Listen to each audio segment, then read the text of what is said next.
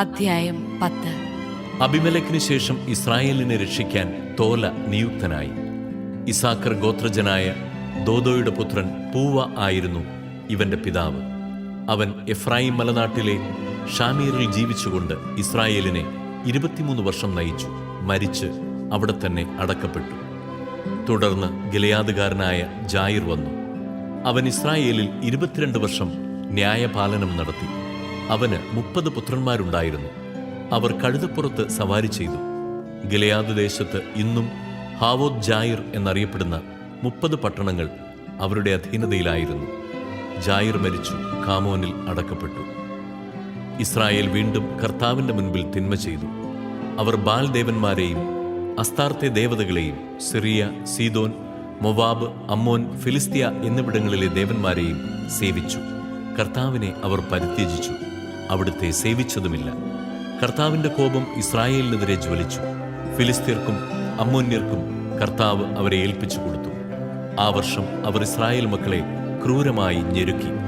ജോർദാനക്കരെ ഗിലെയാദിലുള്ള അമോര്യരുടെ സ്ഥലത്ത് വസിച്ചിരുന്ന ഇസ്രായേലിയരെ മുഴുവൻ 18 വർഷം അവർ പീഡിപ്പിച്ചു. അമ്മോന്യർ ജോർദാൻ കടന്ന് യൂദ, ബെഞ്ചമിൻ, എഫ്രായിം എന്നീ ഗോത്രങ്ങളോട് യുദ്ധം ചെയ്യാൻ വന്നു.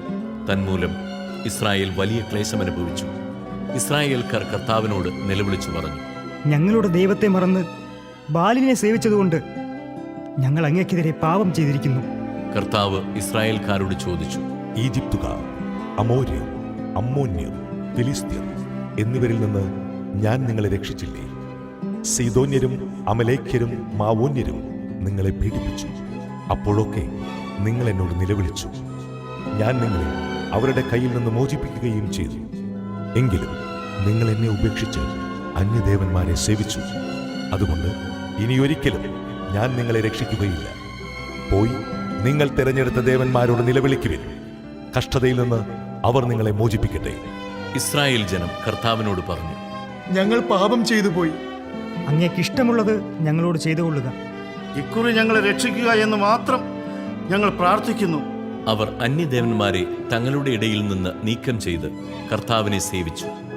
ഇസ്രായേലിന്റെ കഷ്ടത കണ്ട് അവിടുന്ന് രോഷാകുലനായി. അമ്മോന്യർ യുദ്ധത്തിനൊരുങ്ങി. ഗിലെയാദിൽ താവളമടിച്ചു. ഇസ്രായേൽ ജനം ഒന്നിച്ചു ചേർന്ന് മിസ്പായിലും താവളമടിച്ചു. ഗിലെയാദിലെ നേതാക്കന്മാരായ ആളുകൾ പരസ്പരം പറഞ്ഞു, അമ്മോന്യരോട് യുദ്ധം ആരംഭിക്കുന്നത് ആരോ അവനായിരിക്കും ഗിലെയാദ് നിവാസികൾക്ക് അധിപൻ.